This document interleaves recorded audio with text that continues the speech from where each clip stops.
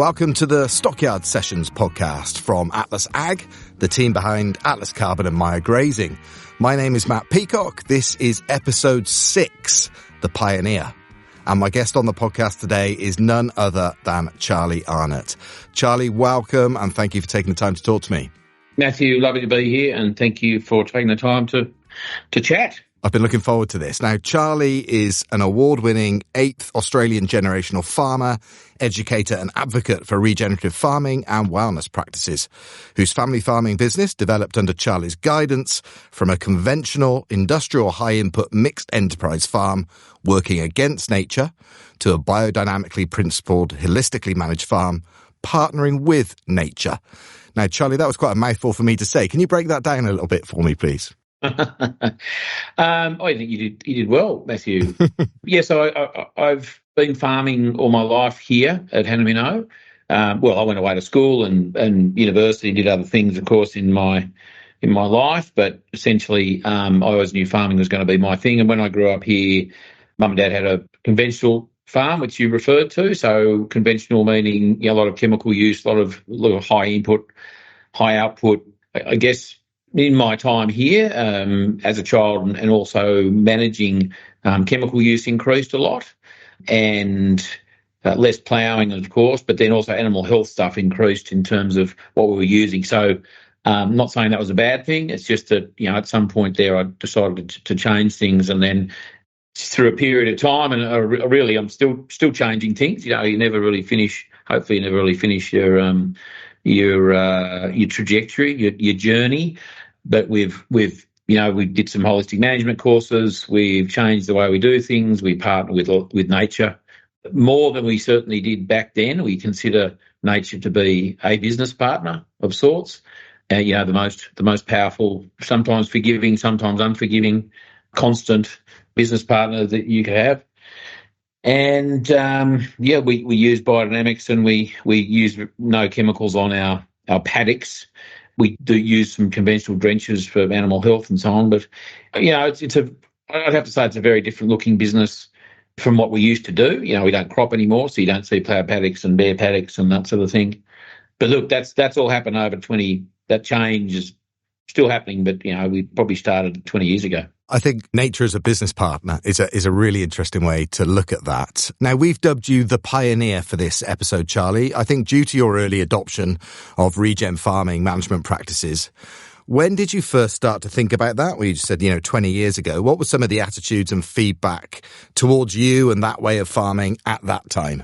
Matthew, I'd say I'm more of an early settler. If you think about the explorers and then the pioneers who follow them, and then the early settlers, I feel like a bit more of an early settler. I mean, land care was probably the first step into that foray, where you're thinking a bit more about the environment and planting more trees and, fencing off erosion gullies. That's probably the first step into that. And my father was doing that. I think Burra had started the second land care group in Australia back in 1989. That attitude in this district is, it's been here for a long time. Where did I sort of step further, well, not further away, but the direction towards regenerative farming, that started probably it's about 2004, when I did a grazing for profit course, and I knew some people who'd done it, and they said it's just fantastic, and I went to some workshops, and anyway, I did their full RCS, Australia's sort of 3-year program after grazing for profit, and then from then on it was one of those things where I couldn't really. You can't unknow what you see and what you hear and what you listen, you understand. And we kept on that journey. And I've probably always been considered not a weirdo, but just doing things differently. Dad was one of the first people to do no-till cropping around here. He's into his land care stuff. And then when I took over management here, we continued doing that. We were probably the first in this area to try chemical shearing, which I don't think is a very good idea now, but we're always looking for different things, novel ways to do things. And I don't know, it's where do we sit in the society here, or in the culture of farming? I don't really know where I sit. But comfortably, I have to say, I feel pretty comfortable with it all. It's funny, I've had employees here, and it's happened to me too, and the pub and a few locals might have a few beers under their belt and they sort of sidle up and say, "What's all this stuff you're doing out there?" You know, they won't ask you when you're sober, but when they've had a few grogs, they're happy to talk about it. And so am I. But anyway, yeah, no, I've never felt that it was not the right thing to do, or that I was an outlier, really. That's great, Charlie. And we'll talk more about farming. We've got lots to cover. I also want to talk about your soil carbon project with Atlas Carbon. But I just want to pick up on your point around your dad and reflect a bit on you and your family. So it was your dad who moved away from biscuit making, which obviously the Arnott name is synonymous with, to farming. He took that step for the family? Yeah, he did, Matthew. He was his father, my grandfather, was general manager of the Homebush factory in Sydney.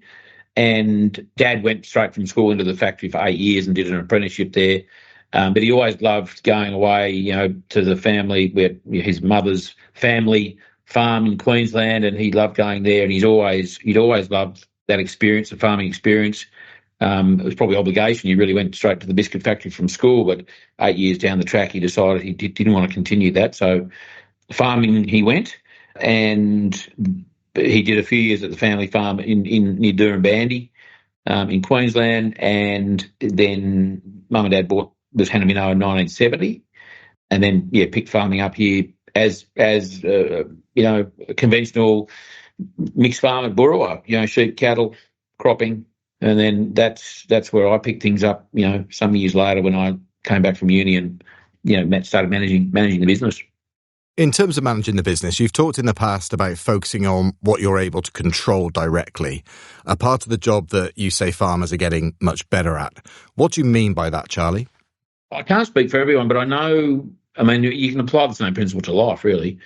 As I have finally grown up a bit, you understand you've only got so much time and so much space in your head, and to fill it with things that are out of your control and worry about those things is really not the best use of one's time or energy or resources. So what's out of our control in farming? Well, it's how much rain falls, how much sun we get.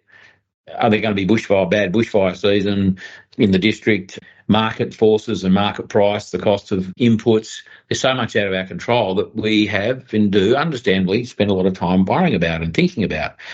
But when it all boils down, there's so much of that you can't change it, and worrying about it's not going to change it, of course. But in the instance of, say, rain, we can't make it rain, but what we can do is prepare for when it does rain, and how do we best utilise that rain? How can we accumulate that rainfall in the profile? Those sort of things. And so I know, it's taken me years really to appreciate that, applying a pretty strong filter to not worry and not think about, not so much not think about it. You can always think about it, but don't worry about those things out of your control. Because when we think about it, I don't know if there's any other industry on the planet that has so much, is made up of so many elements and facets of the business which is out of our control. Primarily the weather is one of the biggest ones, of course. But there is also, when you think about so much that is in our control, how we respond. And that's not just about how much ground cover you have to accumulate rain. That's just how do you respond to any situation. You can respond negatively. You can choose to respond positively. You can reflect. And you start getting into the psychology of thought and decision making and so on. And I've become much better at that, I have to say. And it's the last few years I've become much more considered and more reflective. And it's a bit of a cliche, but cliches are around because they're a fact, they're the truth. Like me, but I've got a 5-minute gratitude journal I fill out every morning and night. It's changed my life. I can't tell you how much it's improved my thought process and my attitude and my perception or my perspective. So I've veered a little away from your question there, Matthew, but getting back to it is this. Focusing on what you can control gives you so much more time back, so much more space in your head, because that's expensive real estate up there. We've only got so much of it. So the perspective, on anything, whether it's the markets and how we respond, the weather, relationships, family relationships, neighbour relationships, those sort of things. Yeah, it's the sort of stuff I wish I'd learned at school, or that there was some. When as a young man that I had been trained in just simply how to think in a more productive and positive way. I think that's brilliant. I might start my own gratitude journal thanks to you, Charlie. I think that's a fantastic idea. Well, if you just Google, just for the listeners, I think it's the 5-minute journal. I don't get any commission for this, but I tell you what, it's such a wonderful thing, such a simple thing. It's hard to imagine that such a simple 5-minute exercise in a day can change the 12, 15 hours that you spend awake in that day, and probably helps you sleep a bit better at night too. So it's one of the best investments I've made. All right. Well, my chat with Charlie Arnott might be my first entry. There you go. I've been looking at your website in preparation for this interview, Charlie, and there's a passage I really like where you say, like it or not, we are all foodies. The relationship we have with our environment and the decisions we make relating to our health and well-being and that of our environment are increasingly important. Do you think, Charlie, people are starting in general to understand that statement, or are there still too many barriers when we think cost of living or vested interests of big commercial food producers, or have you seen a shift over time? Look, there's definitely a shift. I think the appreciation of the quality of food from a health point of view, and quality, you can't produce quality food in a sick environment. So people's appreciation of the necessity to look after the environment, to grow that quality food, I think that's definitely increasing, which is wonderful. At the same time, I think there's also, the cost of good quality food, market forces, monopolies. There are other forces that are making the practical application of that appreciation probably a little more difficult. Whether it's access to food, good food, whether it's and of course the cost of that food, or it's what you might call, I don't like the word misinformation, but just the agendas that perhaps some food producers have, which kind of downplay the benefits of health in food and that sort of thing. I don't know if it's so much a race, and I don't know who's winning, but the good news is that people are becoming better at telling their stories, especially farmers and people who I often start any talks I do with the question, put your hand up if you eat food, and it is important, and I think it's a natural thing for people to be curious about the food, especially if they're conscious about their health. And look, if they're not conscious about their own health, they should be conscious about their children's health, because they're basically solely responsible for that up to a certain point. So being curious about it's a really important thing and a critical thing. Social media is helping get the message out. I think, as I said, farmers are better at telling their stories through social media. I think that's of interest, and it can be entertaining and educational at the same time. And that's been one of the good things about social media. I often struggle to find other good things about social media, but I think that's one thing, is if people are treat it with respect, there can be a wonderful educational platform. And of course, that helps people sell more product, and it encourages people to come to rural communities. And there's so many benefits of doing that. So I think that the tide might be turning a bit, but it's not all one way. You're listening to the Stockyard Sessions podcast from Atlas Ag. My guest on the podcast today is Charlie Arnott. Charlie, let's talk about your soil carbon project with Atlas Carbon. Can you go back to the start? How did that all come about? We've been using my grazing app for 6 or 7 years now. I couldn't be sure, but so my association with my grazing and Cole Phelan and his team, goes back some years. And I have done some work with Impact Ag, sort of sister business there. And I guess with relationships developing in both those businesses, and being curious about the carbon market and the process of carbon sequestration and so on, and being a farmer, it made sort of more perfect sense for me to research and look into it. I went to my first carbon farming, I guess you'd call it a carbon farming meeting or seminar or gathering in about 2006 or 7 in Young. And for the next 15 years, I probably was just as confused about it as I was when I stepped into that meeting. It was not clear, and I stayed on the periphery of it all, really. I appreciated the benefit of sequestering carbon, grazing management and pasture production and building soil carbon, the benefits of that in so many different ways. But I guess it was as discussions developed with coal and, the Atlas Carbon became a thing, it kind of felt quite comfortable and quite logical to sort of develop that relationship with people I knew and respected and trusted as much as anything to step into a carbon project. So how did the carbon project get underway? There was the farm visit process, and what were the steps involved with that, and then directly after that? There was the initial blueprint meeting we had, which was, I'm trying to think, maybe 12 months now, wouldn't be 18 months ago. And then we had, so that process, Bart Davidson came out for, I think it was mostly a full day, and he took a number of samples from paddocks. I can't remember how many, it might have been 20 or so, and that was really to get not a baseline, I shouldn't use that word, that'll confuse things. That was to really get a understanding of the capacity for our landscape to sequester carbon. So Bart Davidson did a farm visit 12, 18 months ago, and that was really to understand the capacity of our landscape to sequester more carbon. So I did some soil sampling. He got the lay of the land, understood, through lots of questions, about some of the history. He obviously had the Mire grazing data to look at. He basically cased out the joint to see, where was the native pasture, where was the improved pasture, sort of different parental rock sort of thing. And then that was the on-farm thing. And then, there's a huge amount of desktop research done, I understand, by the team.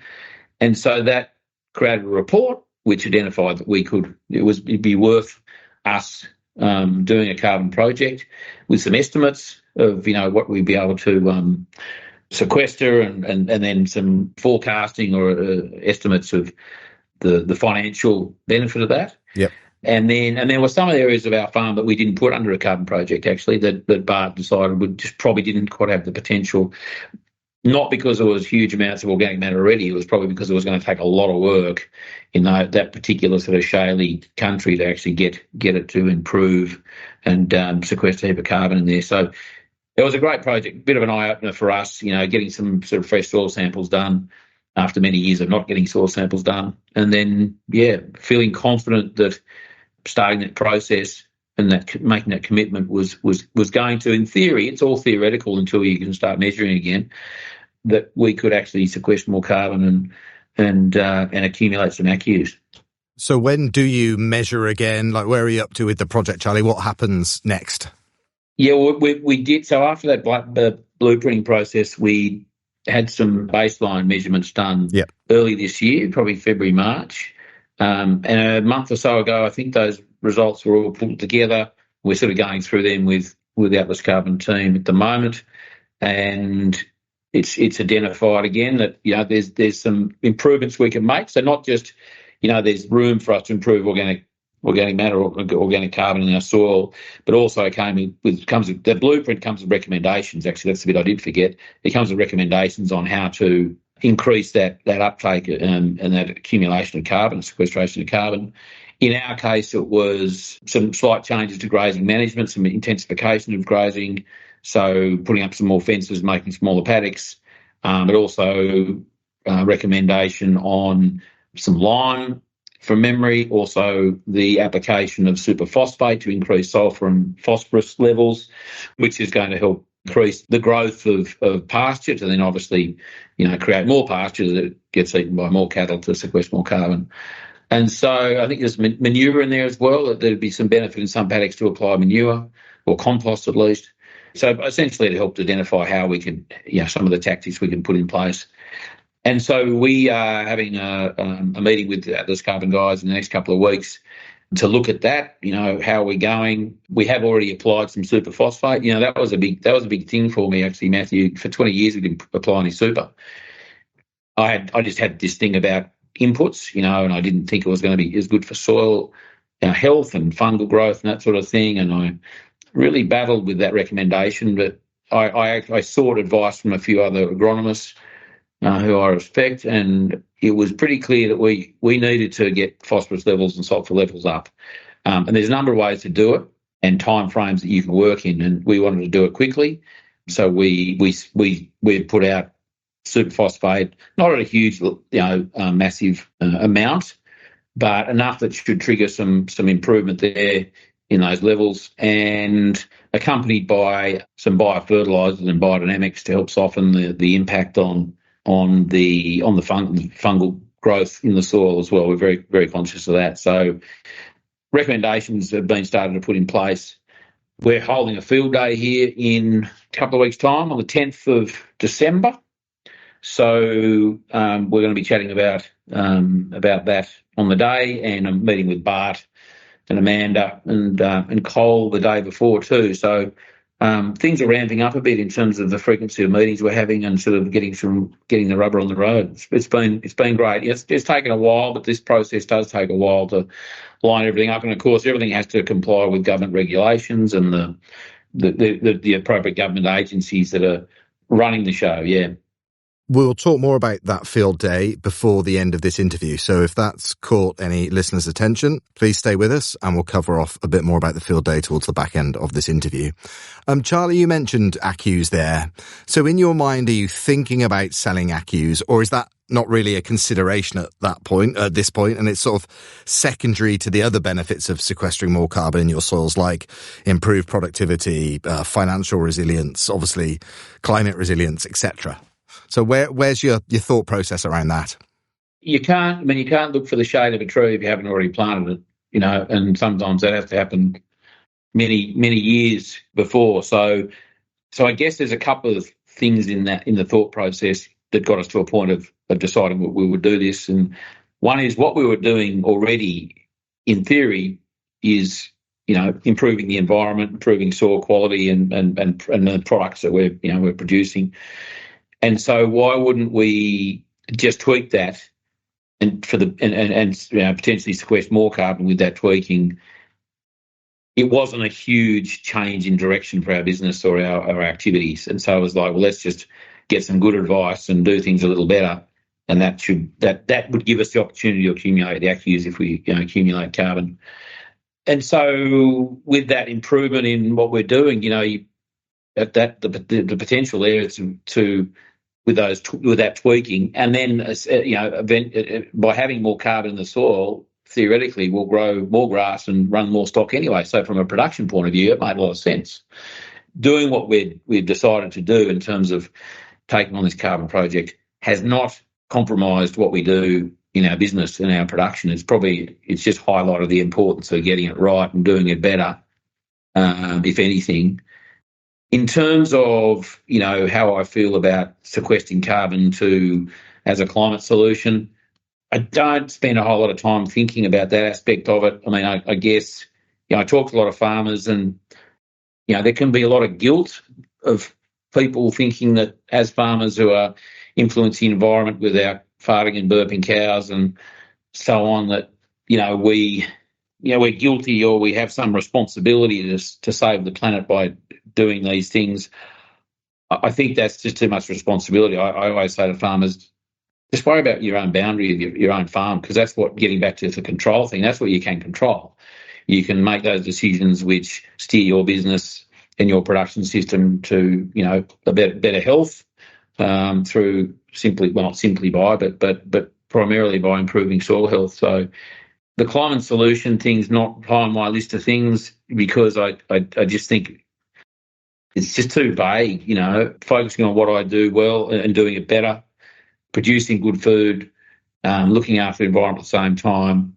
The accus and the potential to sell those is the icing on the cake of sequestering more carbon, which will have a positive impact on my business, for me and the environment, and for the food we're producing. I think that's where I focus, and again, that's all in my control. And I think that's how I sort of came to the decision to do the carbon project. That's brilliant, Charlie. If a farmer who's in the pub and had a couple of beers and comes up and talks to you and asks for your advice about starting a soil carbon project, what would you say? I'd say take your time, do the research. There's a number of obviously service providers in starting that project. I'm sure there's a few bush rangers out there as well. So I'd always say proceed with caution, understand why you're doing it, and understand what changes you'd have to make to your business to qualify for a carbon project or to commit to a carbon project. It's not something, I don't think it should be something that you're not in the business of generating accus, I don't think, as a farmer. You're in the business of producing food and looking after the environment in the process, which is increasing, soil health. Again, as I said, accus are the icing on the cake. I'd certainly, someone that approached me, I'd always recommend Atlas Carbon as someone to go to and have a chat with, 100%. But, it took me 20 years well, not quite, 18 years from that first carbon meeting to sort of pull the trigger. I wouldn't expect everyone to take that long. But, it's not something you want to just jump into. And you got to think about legacy and, to 20, 25-year timeframes. And so you've got to think about, what do your children think about that, tenure of your land and that project. I put a lot of thought into the future, because it is such a long time frame and things can change. Family dynamics can change, government legislation can change, cost of production, and so many things can change in 25 years. But we don't know anything. We don't know anything about next 25 years or what's going to be in the next 25 years. So I wouldn't use that as a reason not to do it. I think it's just about being aware that you are committing to something for a long time, which has the potential to be very beneficial, if you do it well. And again, Atlas Carbon are great at giving me the confidence that through their blueprinting process that, it's worth us taking on this carbon project. Fantastic, Charlie. What an ethos and great advice for other farmers. I want to just step away from the farm quickly. And you alluded to this earlier. You're very active on social media. You have your own very successful podcast. I've followed you being an advocate for the beef industry over many years. Why is that important to you? And how satisfying is that for you to have that aspect of your life away from the farm as well, although related, obviously, to your farm? Yeah, I don't know if it's really important. I mean, it might sound a bit weird, but I think is it important? I don't think it doesn't feel like it's important for me to do those things. It's more, I find it quite fun. It's interesting. I'm curious about how people respond. I don't do it to get a response. I'm always curious about how it lands.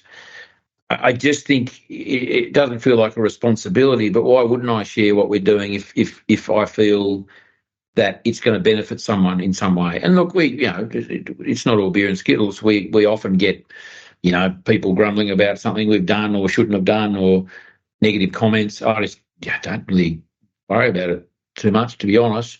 But I think I don't feel that I have a responsibility to do social media. It's more, it's a tool. It does benefit our business. It gives me reach if I do have messages or for the podcast, for instance, or running workshops, biodynamic workshops, or other things that we're involved in. It's a great tool for that.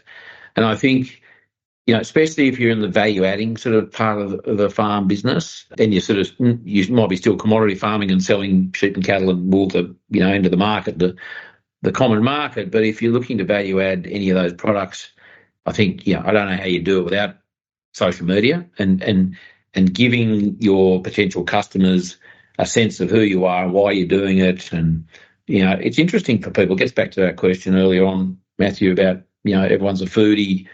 It just gives a touch point. I think it's important that I'm not advocating children watch a whole lot of social media, but, if parents are enthused about farming and where the food comes from, then it's hopefully going to rub off on their kids, and they might make a few treks out to a farm and show their kids where food's made and just some basic stuff like that. And I have to say, one of the most wonderful things I get to do is when I bump into people.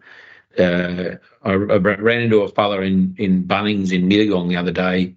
Ian, I hope I've got your name right, Ian. And he said, I was listening to your podcast a couple of years ago, and I think it was just before COVID, and he was in Sydney, and was he in Melbourne? I can't remember.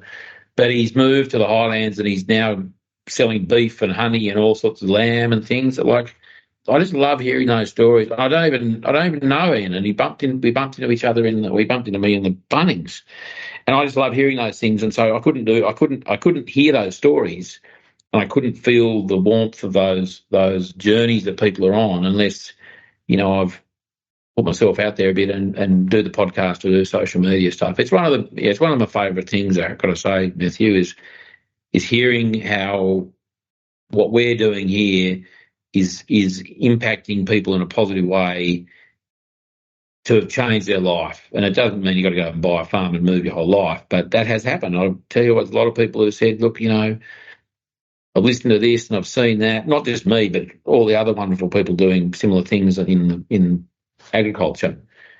It's changed their life, and that's wonderful. That's just wonderful stuff. Wonderful to hear. It's a real privilege to hear that. That's brilliant, Charlie. And, thank you for all you do for the industry. I think you're a cracking advocate for the industry, and the more people like you out there sharing your story, I think the better for everybody. I also love your look, Charlie. I can't let you go through this interview without discussing your look. Normally, sort of the shirt undone. Would you say it's a cravat, a necktie, or? Oh, I bet bandana. I guess I've got a. I mean, what colour? I've got a violet one on today. Beautiful. It's usually red. Yeah, I guess it's something I do wear every day. I feel like I'm nude if I don't have one on, to be honest.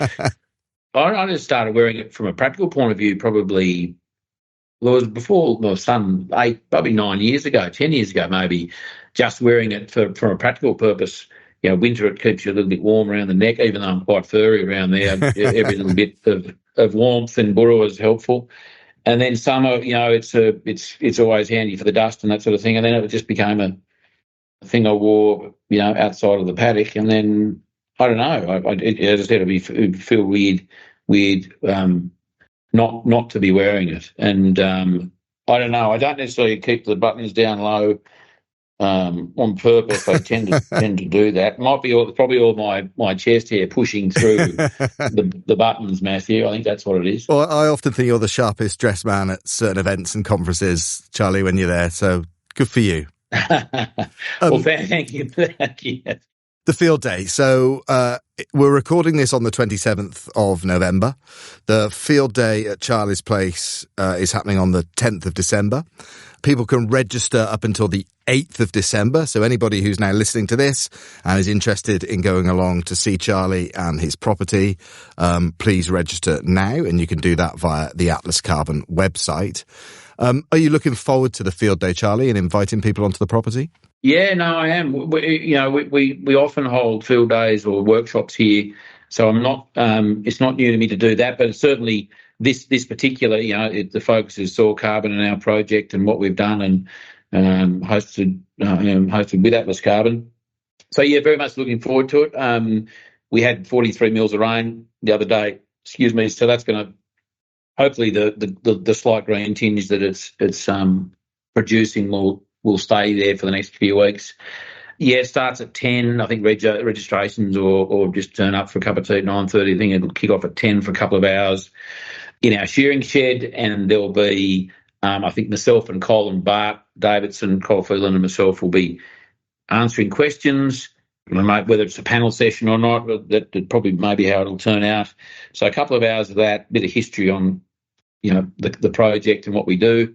There'll be lunch, so it's fully catered. Bring a chair, but you don't have to bring tea or coffee or sandwich. It'll all be done for you and when you arrive. And then from 1 till 3 there'll be a paddock walk. I think the boys are going to bring a soil corer, so they'll pull a core, as they say, somewhere nearby, so we don't have to drive too far or at all. Bart will take us through that and more questions. So, yeah, look, we're really looking forward to it. I think there's a few light refreshments at 3 o'clock, Matthew, whatever that might mean. So I'm looking forward to it. It'll be fun. Hopefully the weather's fine. It'll get me cleaning the shearing shed out, that's for sure. That's probably another good a good aspect of it. Brilliant. Well, good luck with it. I hope it goes really well. I'm sure it will. We need to wrap this up, and I'm just trying to think about how best to do that. And I would just like to get your thoughts on the future of your property there. You sort of mentioned succession earlier when thinking about a soil carbon project, specifically in the 20 to 25 year timeframes. What do you see for the future of your property? Are you thinking that far ahead, Charlie, or is that something you're not considering? What's in the future for you for the next 10 years, would you say? 10 years, that's a good horizon. Look, I think my role in the business needs to change. I'm looking to change that now and be less manager. I'm hands-on manager. I've got a Brock and operations manager, and so he's doing a lot of the day-to-day stuff. I need to step a bit further out of the business into some more high-level things and more strategy. I tend to sort of fall back into operational stuff because I quite enjoy doing it. So from a business point of view, my role, that'll change. I'll be spending more time off farm, I suspect. Just, I love traveling. The podcast is something I want to keep doing, and that does take me away from the farm whilst I do interviews here. Whether that's overseas or just nationally or whatever, that's where I see myself going. In terms of the landscape and the farm and, the business here, we're looking at agritourism sort of development. That's something that is definitely in the pipeline. There's so many different ways and versions of that, of course, but we've got a few ideas we're thinking about. And that would revolve around education and entertainment and just having facilities to host different events and things. And people, whether it's a couple or it's a couple of hundred. I'm always thinking about my kids. Little's 15 and Lordie's 8. And, what are they going to do? I'm not hell-bent on them coming back here or else. It's more I'd like to create a business or develop a business so that at the time in their lives where they might choose to come back here, there's a legacy and it's an asset. It's not a liability for them, and I don't want them feeling guilty, but I have a pretty clear vision of how I see my life playing out and where, and it's here and it's away, but it's my sanctuary is still Hannah and my family's here, and there's culture and it's dynamic, and there are more people in the business. I mean, I'd even consider profit sharing and those sort of things and bringing other people into the business if they were contributing, and shared our values. So that might sound a bit vague, Matthew, but it's pretty clear in my mind as to what I see 10, 15, 20 years down the track. And I think about that every day, about, whether it's the oak trees I plant, under whose, the shade people will be sitting in many years to come, or the fence that goes up, or the production system we're creating, and trying to keep it simple but dynamic. Yeah, I don't know. I hope I answered your question. It was probably a bit vague, but it's in my mind it's pretty clear. I'm not going anywhere. I want to travel, but I also want this to be ever evolving, ever changing, ever regenerating, and until I'm no longer here. Great way to finish, Charlie, and fantastic to reflect on your legacy. Charlie's podcast, if anyone is interested, is called The Regenerative Journey, and you can find it on all main podcast providers. Lots and lots of episodes and well worth a listen. Charlie, I just want to say thank you for your time and sharing your insights and experience and knowledge. It was great catching up with you, and thank you again, and look forward to seeing you soon. Thanks, Matthew. Appreciate your time and all the best for your podcast. I'm looking forward to not so much listening to mine, but all the others.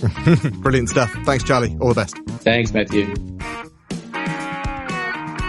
To learn more about how Atlas Carbon helps graziers investigate their soil carbon potential, visit the Atlas Carbon website. And to learn more about how Maya Grazing helps livestock producers make great grazing decisions, visit the Maya Grazing website.